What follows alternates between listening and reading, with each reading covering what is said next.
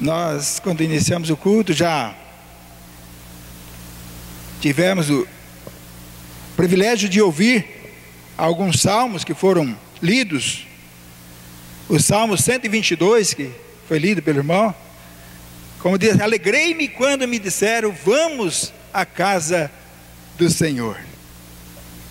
Esse salmo, ele mostra a alegria do povo indo para o templo, para a casa de Deus, para estar reunidos, para adorar o Senhor. Também temos o Salmo 125, que nos fala também, vamos abrir lá, Salmo 125.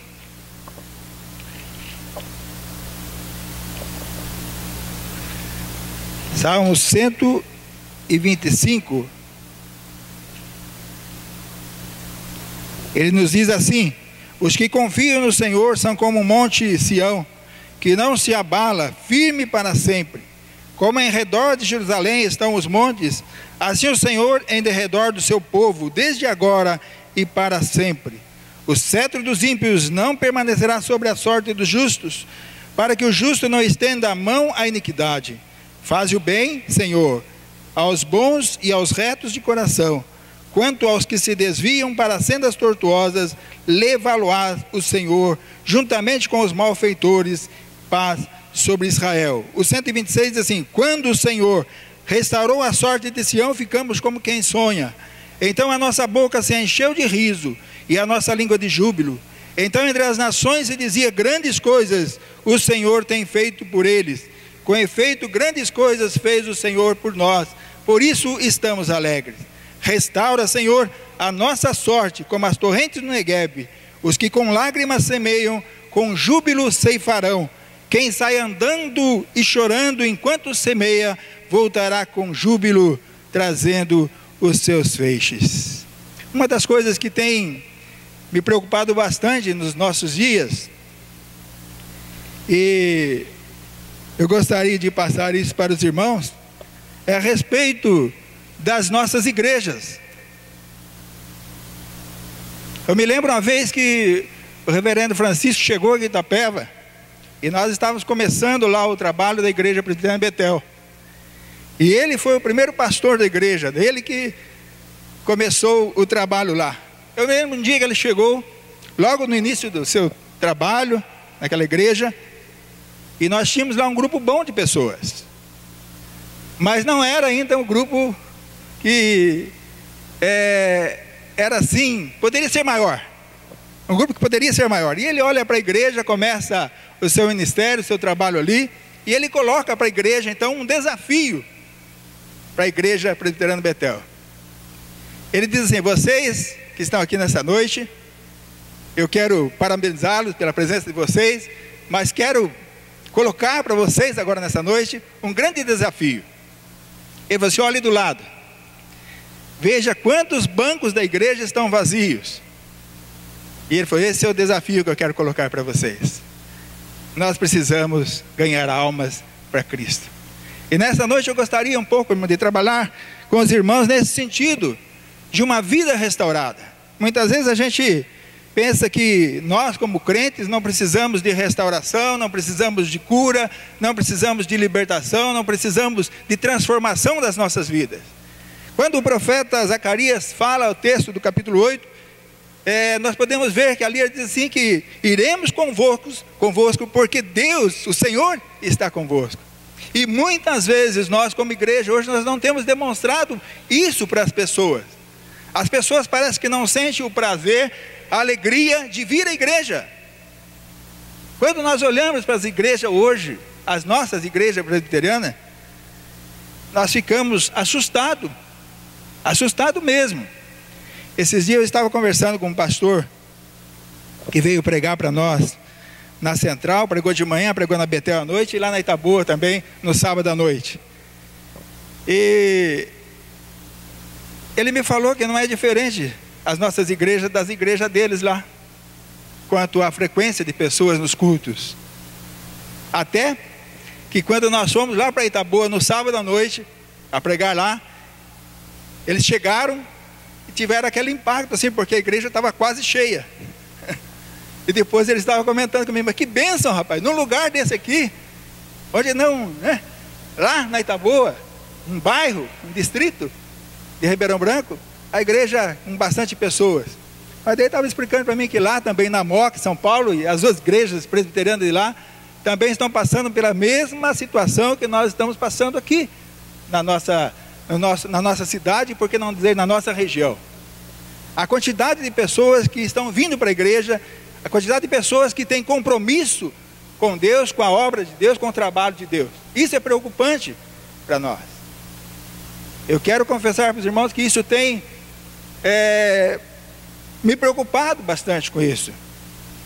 E daí nós caímos naquela que muitas pessoas dizem, a nossa igreja tem poucas pessoas, mas são pessoas fiéis, pessoas que realmente, ótimo por isso, amém por isso. Agora eu digo para você, as nossas igrejas presbiterianas, estou falando da presbiteriana, nós temos a melhor doutrina, nós temos os melhores teólogos que ensinam a palavra de Deus, e quando nós olhamos para outras igrejas, muitas vezes, que não têm isto, nós vemos as igrejas lotadas. Isso é preocupante, irmãos, para nós. Se nós temos o melhor, como se você tivesse que fazer alguma coisa e você tem as melhores ferramentas para trabalhar, você tem as melhores condições para trabalhar, e muitas vezes nós não usamos e não praticamos aquilo que temos. Essa é a minha grande preocupação no momento que nós vivemos hoje como igreja do Senhor Jesus. O profeta diz, iremos convosco, porque Deus está convosco. E a gente tem que parar um pouquinho e pensar, como que eu tenho sido neste mundo? Quais têm sido as minhas atitudes? O próprio Senhor Jesus disse lá em Mateus capítulo 5, assim brilhe também a vossa luz diante dos homens, para que vejam as vossas boas obras e glorifique ao vosso Pai que estás nos céus. Nós não podemos nos esquecer nunca de que nós, como crentes em Cristo Jesus, nós somos o sal da terra e a luz do mundo. Quando nós olhamos para a nossa igreja, eu fico preocupado, confesso para os irmãos, pela quantidade de pessoas que têm compromisso, que vêm, que participam, que estão ali.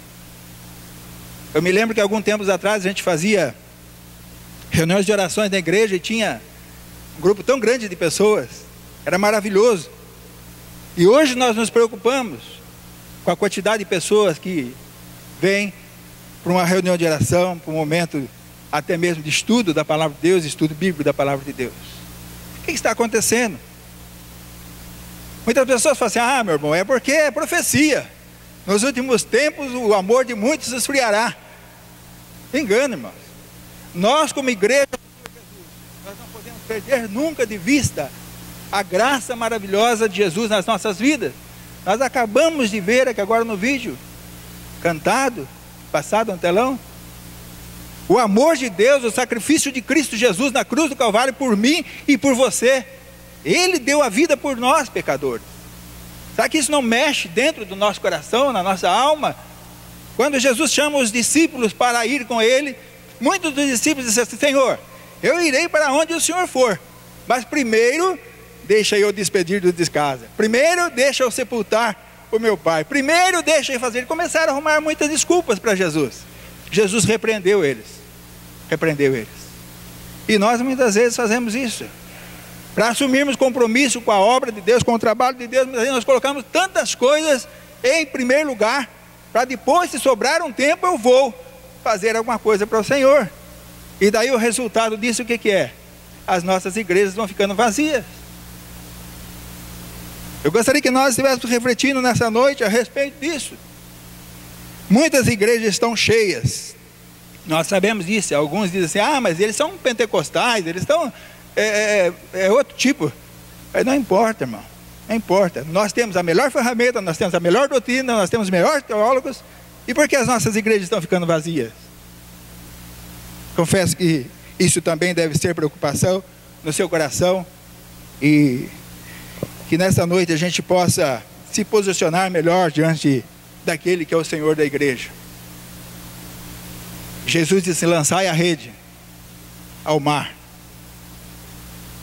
e quando você puxar essa rede, vai vir os peixes bons e os peixes ruins, mas Ele é Senhor e é soberano sobre todas as coisas.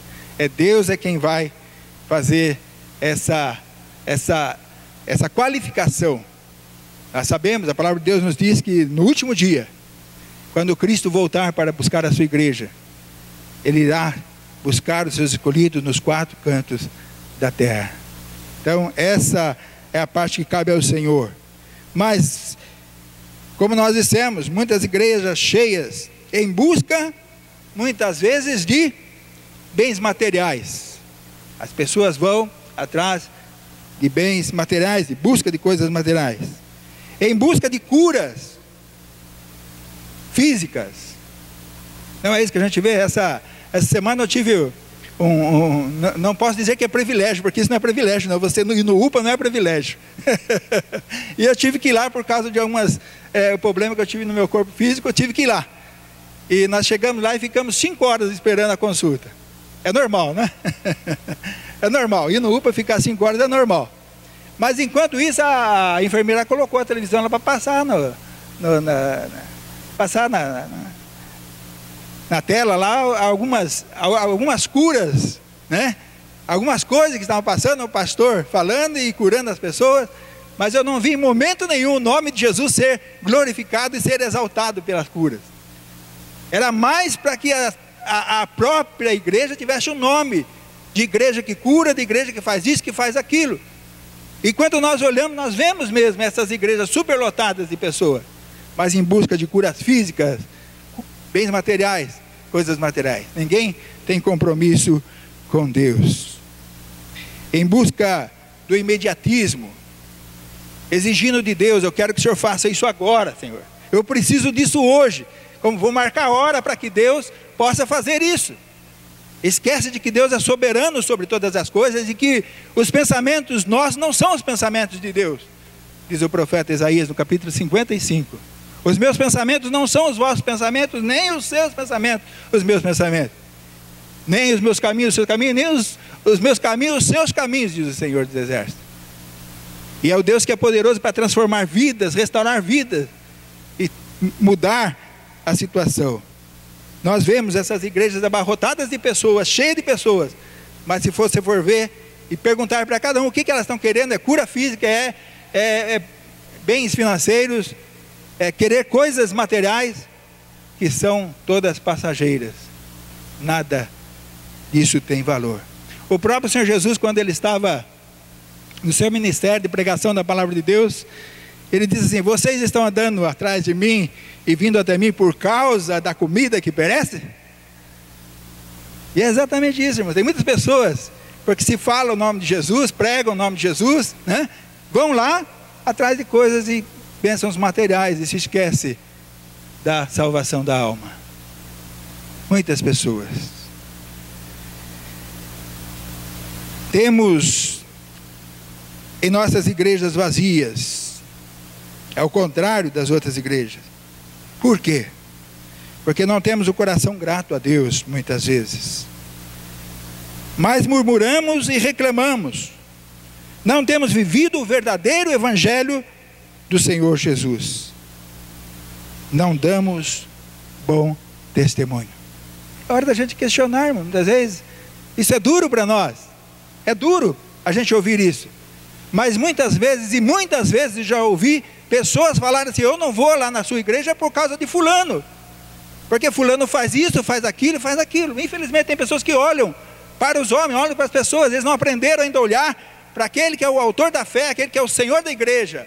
Mas eles olham para o testemunho das pessoas e falam: eu não vou lá porque lá tem fulano que faz isso, faz aquilo, dá calote em todo mundo, não paga as contas, faz isso, adultera. Eu não vou lá. Então nós temos muitas vezes que questionar a nossa vida, irmãos. Essa palavra é a palavra que Deus colocou no meu coração. E eu, quando comecei a ouvir essa palavra do profeta, né, dizendo: eu vou porque o Senhor está contigo. As pessoas muitas vezes têm que vir na igreja porque eles veem em nós a pessoa do Senhor Jesus. O apóstolo Paulo diz assim: já não sou eu quem vivo, mas é Cristo Jesus quem vive em mim. E o viver que agora tenho, vivo para Deus. E nós temos que ser isso. A palavra de Deus diz que nós temos que ser o sal da terra e a luz do mundo.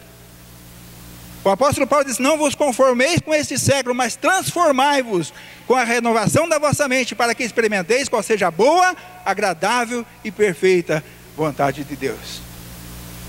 Muitas vezes nós nos acostumamos com as coisas, nós achamos que tudo está normal, tudo não tem problema nenhum, mas nós não podemos nos esquecer que Deus nos chamou, irmãos. A palavra de Deus diz assim, que Ele nos chamou das trevas para o reino do seu amor. Lembre do momento em que você, um dia, pela graça e misericórdia de Deus, pelo Espírito Santo trabalhando no seu coração, na sua mente, transformou a sua vida. Lembre-se disso. E quando Ele transformou a sua vida, Ele mostrou para você as maravilhas do que é ser crente em Cristo Jesus. O apóstolo Paulo, escrevendo aos Romanos, ele declara: quem nos separará do amor de Deus que está em Cristo? E depois ele faz uma relação de coisas, né? Nem morte, nem vida, nem principado, nem potestade, nem coisa do presente, nem do futuro, nem poderes, nem altura, nem qualquer outra criatura poderá separar-nos do amor de Deus que está em Cristo Jesus. Se a sua conversão foi em Cristo Jesus, nada pode separar você do amor de Deus. Mas se a sua conversão foi através de coisas materiais, de coisas passageiras, de coisas efêmeras, com certeza durante a caminhada da sua vida você vai abandonar tudo. Você vai dizer: eu não quero ir mais na igreja, porque eu vou na igreja e não acontece nada, Deus não me abençoa.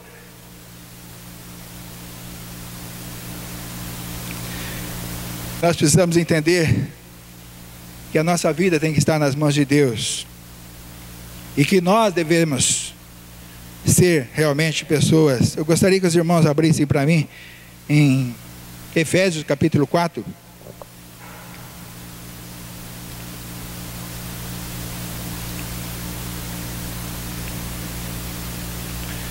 Efésios capítulo 4.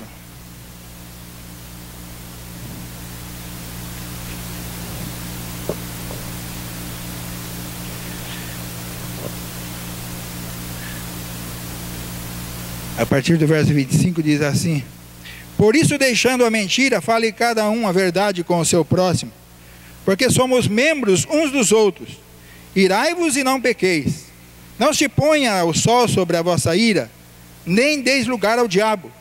Aquele que furtava, não furte mais, antes trabalhe, fazendo com as próprias mãos o que é bom, para que tenha com que acudir ao necessitado.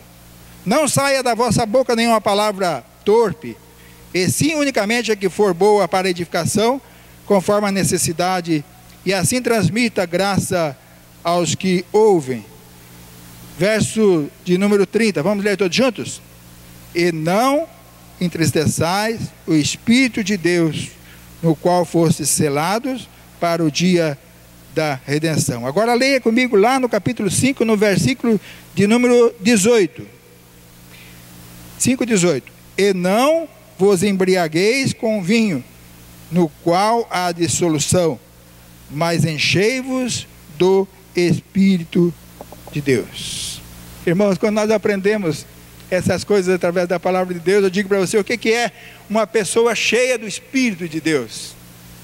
Uma pessoa que está cheia do Espírito de Deus, da vontade de Deus na sua vida, na minha vida, nas nossas vidas. Nós somos pessoas que, quando nós falamos com as outras pessoas, elas começam a perceber em nós a diferença tão grande, porque nós não somos iguais às pessoas que não têm o Espírito. Nós vamos falar do amor de Deus, nós vamos falar da graça de Deus, nós não vamos reclamar, muito pelo contrário, a Bíblia diz que em tudo dai graças, mesmo nós passando pela situação do país em que nós estamos passando. Quantas pessoas chegam e falam: como que vai as coisas, como que está o trabalho? E muitas vezes nós começamos, isso eu estou falando, irmão, porque muitas vezes acontece comigo. A gente dá uma vacilada, muitas vezes: está difícil a coisa, está muito duro, não dá, está todo mundo apertado, está todo mundo numa situação difícil. Muitas vezes a gente começa a falar assim. E quando essa palavra falou comigo, eu falei: puxa vida, a gente não tem que reclamar, a gente tem que agradecer a Deus por tudo. A palavra de Deus diz: em tudo dai graças, porque esta é a vontade de Deus em Cristo Jesus. Quando nós passamos por momentos de escassez, problemas financeiros, problema de saúde, nós temos que saber ser crente nessas horas. É o que o apóstolo Paulo diz em Romanos: quem nos separará do amor de Deus? E muitas coisas tentam separar nós do amor de Deus, mas nós temos que estar cheios do Espírito, para que a gente possa resistir todas essas coisas e viver. Uma pessoa cheia do Espírito, ela tem prazer de vir na igreja. Uma pessoa cheia do Espírito, ela tem prazer em ler a palavra de Deus. Uma pessoa cheia do Espírito tem prazer em orar ao Senhor. E daí o que acontece? É uma vida abençoada. Uma vida abençoada. E se nós temos uma vida abençoada, irmãos, nós precisamos nos preocupar, sim, com a quantidade de pessoas que participam e que vêm para a nossa igreja. Nós temos que realmente questionar, como diz o profeta, diz: iremos convosco porque Deus está convosco? Será que em certas situações da nossa vida nós demonstramos que Deus está com a gente mesmo? Ou muitas pessoas olham para nós e falam assim: eu desconheço esse rapaz aí, para mim não tem, nem parece ser crente. Ah, mas ele está na igreja todo domingo, vai lá, é isso. Mas muitas vezes não transmite a beleza de Cristo, não transmite a alegria muitas vezes. Vem para a igreja muitas vezes meio amarradão, né? Eu vejo aquelas pessoas que vêm para a igreja com o rosto triste, abatido, vem meio, né? Vem meio parece que forçado para a igreja, parece que tem que pegar uma corda e puxar ele para dentro da igreja. Não, quem é movido pelo Espírito, quem tem o Espírito, sente prazer. Alegrei-me quando me disseram: vamos à casa do Senhor. O povo, eu fico imaginando, irmãos, a igreja lá do Monte Sião, né? Lá em Jerusalém. A palavra de Deus diz que a multidão em festa subia para o templo. Era muita gente, irmãos, não era pouca gente. Então nós não podemos nos conformar com as nossas igrejas. Hoje está com poucas pessoas. Nós temos, isso tem, eu já confessei para o irmão que isso tem me incomodado muito. Nós temos a melhor ferramenta, nós temos a melhor doutrina, nós temos os melhores teólogos. O que está acontecendo, irmão? Nós precisamos nos preocupar com isso. Nós temos que, e precisamos reformular nossa vida espiritual. Como está o nosso compromisso com aquele que nos chamou das trevas para a sua maravilhosa luz? O mesmo Deus de ontem é o mesmo de hoje e será eternamente. O mesmo Deus, irmãos, que Jesus andava e dizia assim: ó, em nome de Jesus levanta e anda. O mesmo Jesus é o mesmo de hoje, em que aquele cego estava à beira do caminho e diz assim: filho de Davi, tenha misericórdia de mim. Aquele homem estava com sequidão, tinha uma cura física, mas Jesus olhou para ele e viu na alma dele, viu no espírito dele, que ele realmente estava sedento de Jesus. Jesus citou em vários textos da palavra de Deus, ele disse assim: ó, a tua fé te curou, a tua fé te salvou.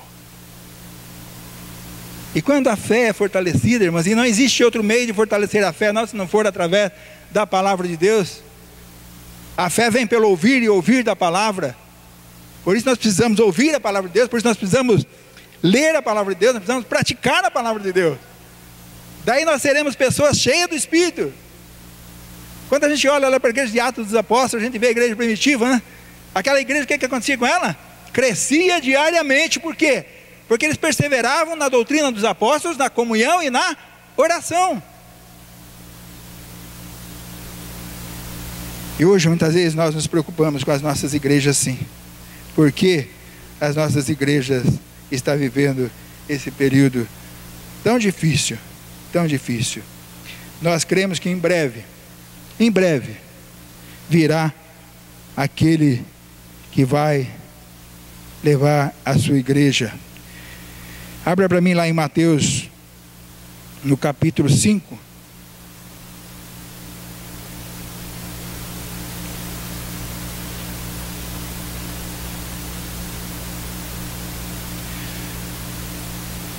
Mateus capítulo 5.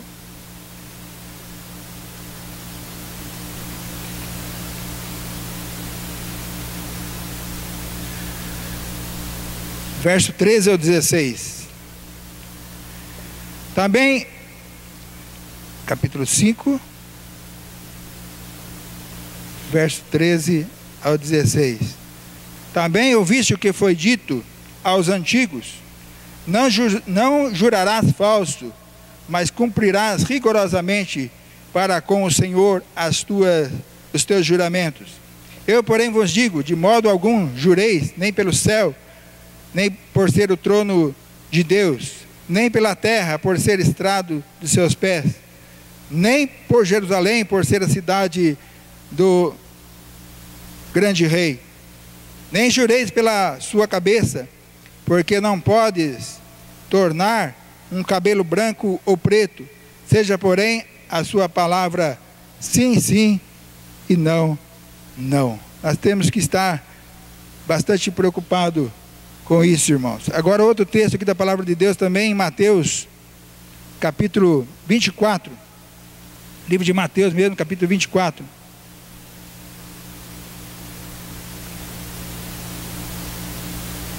Verso de número 29 ao 31. Logo em seguida a tribulação daqueles dias, o sol escurecerá e a lua não dará a sua claridade. As estrelas cairão do firmamento e os poderes do céu serão abalados. Então aparecerá no céu um sinal do Filho do Homem. Todos os povos da terra se lamentarão e verão o Filho do Homem vindo sobre as nuvens do céu, com poder e muita glória. E ele enviará os seus anjos, com grande clangor de trombeta, os quais reunirão os seus escolhidos nos quatro ventos, de uma a outra extremidade dos céus. Ainda em Lucas, já estamos encerrando, irmãos. Em Lucas, no capítulo 21,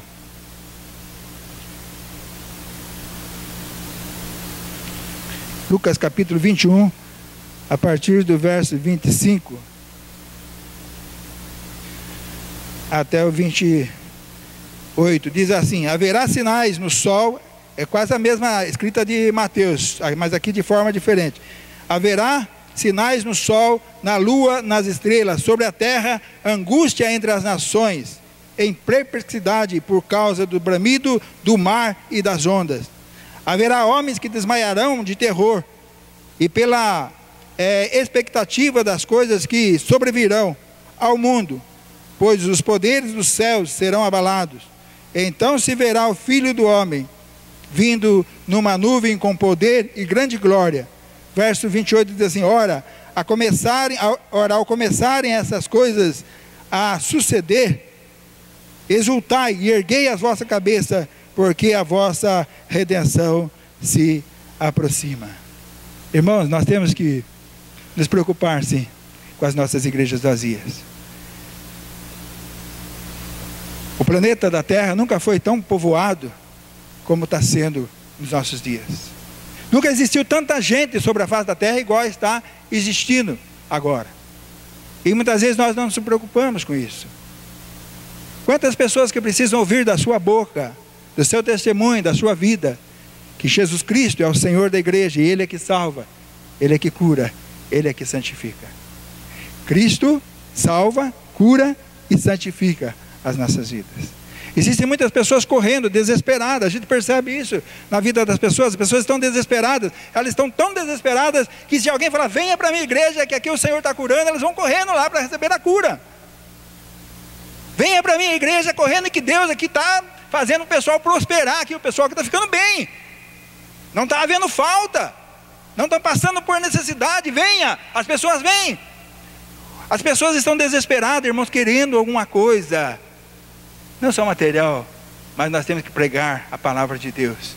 Jesus, Ele salva, Ele cura e Ele santifica. Primeiro Ele salva, para depois Ele curar, para depois Ele santificar a vida da pessoa. Nós, igreja presbiteriana, temos sim que nos preocupar com a quantidade de pessoas que vêm na nossa igreja. E depende de mim e de você. Depende de mim e de você. Nós somos embaixadores por Deus, o reino dos céus está aqui. A igreja é o corpo de Cristo. Nós temos aprendido isso muito aqui com o pastor Herbert, não é? A igreja, o corpo de Cristo. Domingo passado mesmo nós ouvimos a mensagem que cada membro tem a sua função dentro do corpo. E muitas vezes você, como membro da igreja, você não tem feito aquilo que tem que ser feito. Eu gostaria que nessa noite você refletisse sobre isso. E que você saísse daqui até falando, o que eu quero fazer, o que eu posso fazer para que esses bancos fiquem lotados. É você chegar no seu trabalho amanhã e falar de Jesus. Falar assim, ó, Jesus, Ele é Senhor, e Ele é o que tem poder no céu e na terra. Ele pode transformar a sua vida. Ele pode restaurar. Quando o salmista escreve o Salmo 126, restaura, Senhor, a nossa sorte. Aquele povo está sendo restaurado, está sendo curado, está sendo abençoado, e eles estão falando para as pessoas o que está acontecendo na vida dele. E muitas vezes nós somos abençoados por Deus, recebemos bênçãos e mais bênçãos de Deus, mas nós não abrimos a boca para ninguém. Nós somos tão egoístas daquilo que Deus faz para nós, que muitas vezes não falamos. Nós precisamos testemunhar, irmãos, do que Deus tem feito na nossa vida. Isso vai ajudar muitas das pessoas. Nós temos que fazer, sim, propaganda da nossa fé. Nós temos que propagar a nossa fé. Anunciar o verdadeiro evangelho através das nossas vidas. Que Deus nos ajude, irmãos. A gente tem o tempo muito curto, né, para se falar aqui, mas eu gostaria que os irmãos saíssem daqui e que cada um perguntasse para você nessa noite, como está a nossa fé? Questionar a respeito da nossa fé. Como está a nossa fé? A nossa fé tem sido operosa, a nossa fé tem sido fé verdadeira mesmo em Deus? Se tiverdes fé, direis a este monte, passa-te daqui para lá, e ele passará. É isso que as pessoas têm que ver em nós, irmãos. Quando nós estamos com dificuldade, muitas vezes nós temos que colocar isso em prática. É orar mesmo, crendo que Deus vai te dar a bênção, vai te abençoar. E testemunhar isso. Deus tem abençoado a minha vida, mesmo que você esteja passando por lutas, viu? Por dificuldades, por provações, diga que o Senhor tem me abençoado. Porque todas as coisas, diz o apóstolo Paulo, cooperam para o bem daqueles que amam a Deus e que andam segundo a sua vontade. Todas as coisas, irmão. Então em tudo dai graças. Não murmure, não reclame, mas fala: o Senhor tem feito maravilhas. Puxa, olha o que está acontecendo na vida do irmão. O irmão está passando uma necessidade tremenda e ele está lá glorificando a Deus, exaltando o nome do Senhor. É assim isso que as pessoas têm que ver em nós. Questionar nossa fé. Qual o nosso testemunho? E como tem sido a nossa vida espiritual, irmãos? Muitas vezes a gente... É uma prática, né? Vir na igreja, ouvir o pastor pregar, vem na quarta, vem no estudo bíblico, vem na semana de oração, na oração. Mas você não lê a Bíblia em casa, você não ora em casa, você não busca a Deus, e a palavra de Deus: buscai o Senhor todo tempo, em todo tempo mesmo. Em todos os momentos da sua vida. O salmista: meditarei na lei do Senhor de dia e de noite, de dia e de noite, irmãos. É a mente voltada com as coisas de Deus. Muitas vezes, é lógico, nós temos as nossas preocupações, né, no nosso trabalho secular, temos que fazer, temos que desempenhar bem para que Deus seja glorificado através do nosso trabalho, das nossas mãos, da nossa vida, mas em todo tempo nós temos que louvar o Senhor. É meditar na lei do Senhor dia e noite, irmão. É você testemunhar, é você falar através do seu trabalho, daquilo que você, das coisas que você faz. E as pessoas vão vir na igreja que você frequenta, porque realmente você é uma bênção. É uma bênção. É isso que tem preocupado a minha vida hoje. É isso que tem preocupado a minha vida. Precisamos crer mais em Deus. Um Deus que salva, que cura e que santifica nossas vidas. Só assim podemos levar pessoas aos pés da cruz. E que Deus nos ajude a viver o verdadeiro evangelho. E temos a certeza que muitos virão e se prostrarão diante de Deus e adorarão o Senhor juntamente conosco. Amém? Que Deus nos abençoe. Vamos repetir lá então o último pedacinho de Zacarias? Irei convosco porque Deus está convosco. Tá bom? Vamos repetir de novo? Irei convosco porque Deus está convosco. Sai daqui com isso, Jó. As pessoas têm que ver Deus na minha vida, para que Ele venha para a igreja comigo. Nós vamos trabalhar para que essa igreja seja superlotada de pessoas que adoram o Senhor, que busquem o Senhor. Vamos fazer isso, irmãos. Vamos trabalhar nesse sentido. Nós somos crentes em Cristo. Lembre do que Cristo fez por você e por mim. Ele deu a vida por nós, pecadores. Nós estamos assentados nos lugares celestiais em Cristo Jesus. Mas tem muitas pessoas que estão no mundo perdidas sem um Salvador e que precisam ouvir de nós essa mensagem. Vamos encerrar. O Senhor te abençoe e te guarde. O Senhor faça resplandecer o rosto sobre ti e tenha misericórdia de ti. O Senhor sobre ti levante o rosto e te dê a paz. Amém?